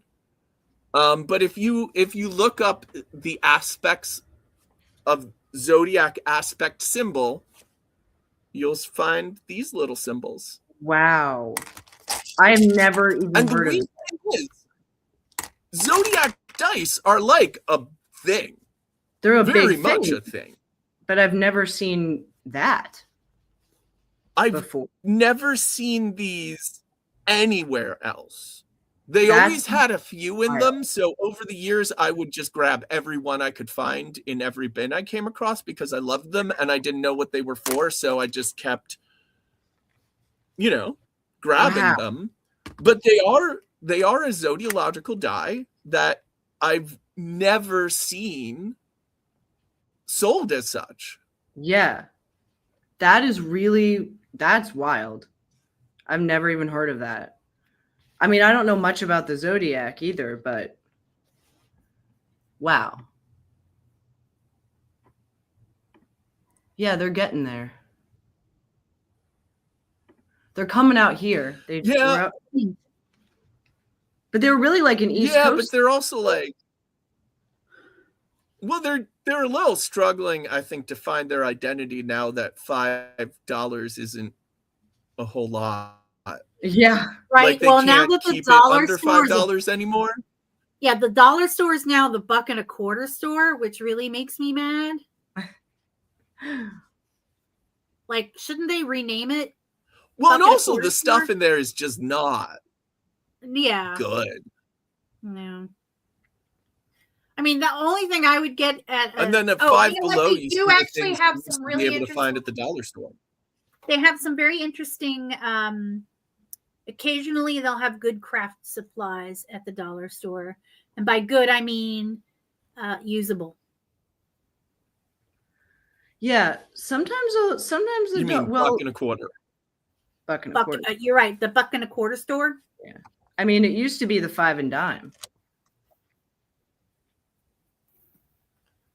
Isn't that what a dollar store is basically? Is like a modern day 5 and dime. Yeah. $1.25. $1.25 store. Which just, if that's not a testament to the freaking state of our economy, then I don't know what is. When I was a kid, there was still a 5 and dime not far from me. C.C. Really? Murphy and Company. Oh, that's Yeah, it was cool. a 5 and dime with a lunch counter. It shut down before I hit my actual teens, I think, but I used to love going there as a little kid. And then once that died, dollar stores started popping up. What were their sandwiches good? Yeah, it was. I mean, lunch counters are great. Just it's Yeah. little grill thing like that. It's always good. Yeah. I love a lunch counter. I don't know what it is, but if you can order at the counter and they give you the food, it just tastes better. I agree. Do Ordering you sit at the counter and eat? Yeah, sit at the counter and eat. Yeah. Little stool at the counter. If you want a really, really good breakfast at a lunch counter in LA.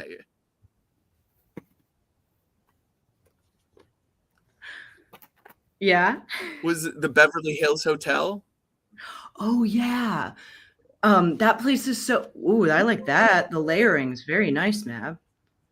Very good spoken. Yeah, in the basement of the Beverly Hills Hotel, there is a kind of old-timey 50s diner that you can go to, and it's really cool because like, you know, Beverly Hills Hotel is like super ritzy, super fancy. But then you like go in and you like sit at the counter of this little diner and like have a diner breakfast. And they don't kick you out if you look like a homeless person? No, because everyone there is they don't let you in if you look like a homeless person. Yeah. You do have to like have a car that they'll valet. Oh. But once you're in, you're not going to get on the property looking like that. Yeah. But once you're in. What if you walk up? They don't do walk-ups, huh? You probably could do walk-ups, actually. You probably could. But it's you'll have a security guard following you though. Probably. Waiting to find out if you're there to start trouble. Yeah, or if you're just an eccentric director. That's what I'm saying. I could be the eccentric celebrity. Yeah. A lot of people, and this is hilarious, a lot of people confuse me with Melissa McCarthy. And I'm like, there's worse people I could be confused with. But Howard Hughes wore shoeboxes on his feet. So can I.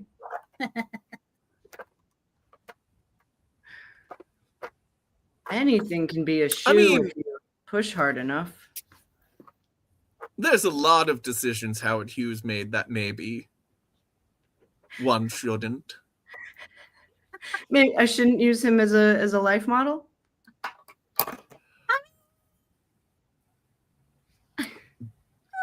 No.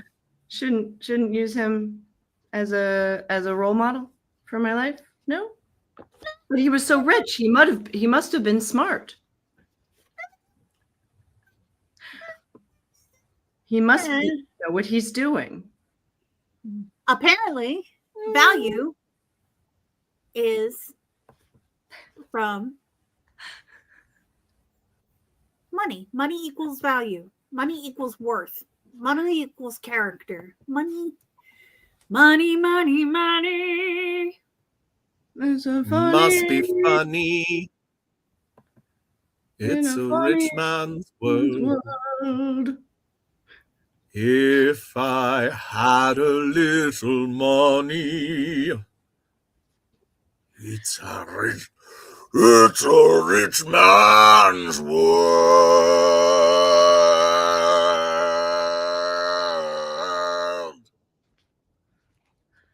If I had a hammer, I'd hammer on my piglet and I'd collect up $7 and I'd buy a big prosthetic forehead and wear it on my real head.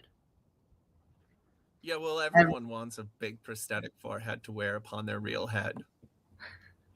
Bang, gang, gang, gang, gang, gang, gang, gang, na, na, na, na, Let the na, doors wide, let the people crawl inside. Someone in this. You know what? I town. just saw this comment. You could buy a 6-string at the 5 and dime, apparently. Because I think Well, back in the I bought my first real summer of 6-string. '69, one could. Yeah. But it was probably more than a dime. Also, you do the math on that. That was not the summer of 1969. 1869? No. 1769? No. 2069? Just 69? Was it all about like reciprocal oral sex? Yeah. Oh, it's just about so it could have been Yeah, it any was just about sex. right. Yeah. Could have been any year. Somebody asked him too, and he was like, Bryan Adams, you were not alive. You were not a young person able to learn the guitar in the summer of 1969. And yet you have the summer of 69. And he was like,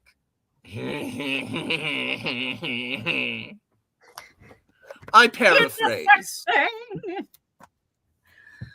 Well, everyone, that brings us to the end of our show. A perfect note to end on. That's a great question. It is a Wednesday. I'll be able to make it. I'll be able to make it. I assume I'll be able to make it. I might be working. I might be working. I was late today. And next Wednesday, I will also be late again for the same reason. Hell yeah. But I don't have a murder mystery on the 24th, so I could even be here on time. Wow. And I'm like 90% sure I'll be here because they haven't been scheduling me on Wednesdays at all. I asked them, I was like, hey, if you could not schedule me on Wednesdays, that would be great. But towards the holiday season, they kind of need like all hands on deck. Right. So I may end up having to work on the 24th. All who's on deck. But I'll know soon.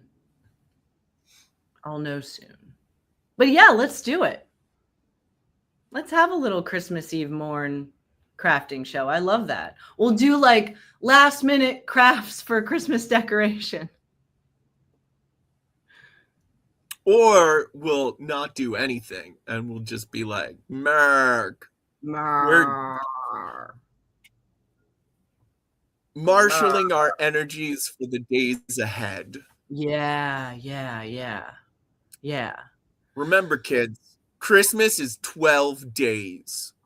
Okay, sorry. I had to go grab a thing real quick. Christmas is 12 days a year. I got to see this. This is kind of an unboxing thing. Oh, okay. I just Yeah, we can just have a Yeah, napping we'll show. just all take a nap on the 24th. Yeah. Can we live stream the nap? Yeah, it'll just be us Yeah, sleeping. oh yeah. in our beds. Oh yeah. Otherwise, we're not napping together.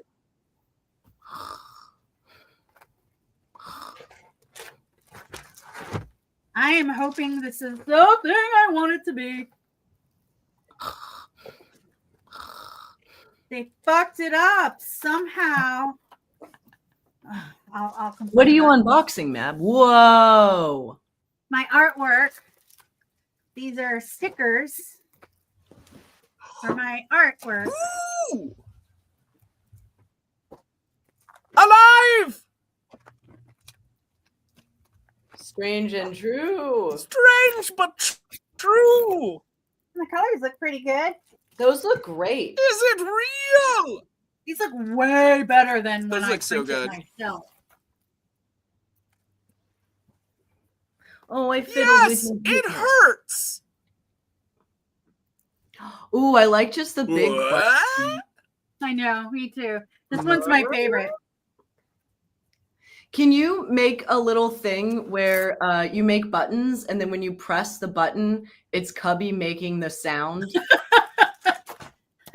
I would very much like to. I will say, so this is the package. And it looks like it got sliced and then somebody taped it. Oh, it does. And this was the thing. This is the Ooh, slice. oh. Oh no. Oh, And it's like 3 sheets Oh, thick. And it's on the Freak one. Why couldn't it be Yes It Hurts, which is my least selling one? I am super disappointed. Yeah, I mean, they'll definitely refund you for that, I hope. Yeah, they will, but it took so long for these stickers to get here. I also have more stickers coming, Hopefully they're not sliced. but different stickers. Like I was gonna do a whole little, a whole little sticker thing. I am super disappointed. Yeah, that's really too bad. I'm really sorry that happened. Oh my god! Well, I might be hopefully, able to get like a couple out of like. hopefully they refund the whole thing and then you get them. They're gonna. So like this one I can get out. This one's still good, and this one's still good. Yeah. Yeah. This is the sticker. Pretty decent. Doesn't easily tear. Ooh, It's vinyl.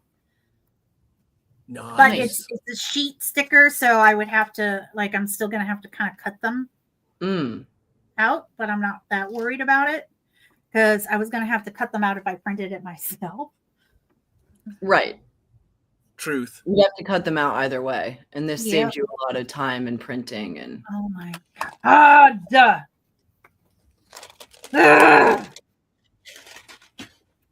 I am super mad at this. yeah, that's really Oh disappointing. my god, it went through even more sheets than I realized.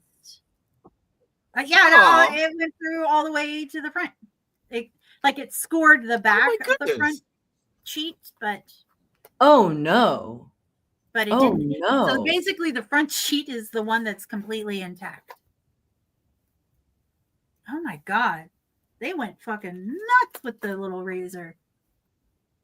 Also, I just saw this comment, and it is the best thing I've ever heard.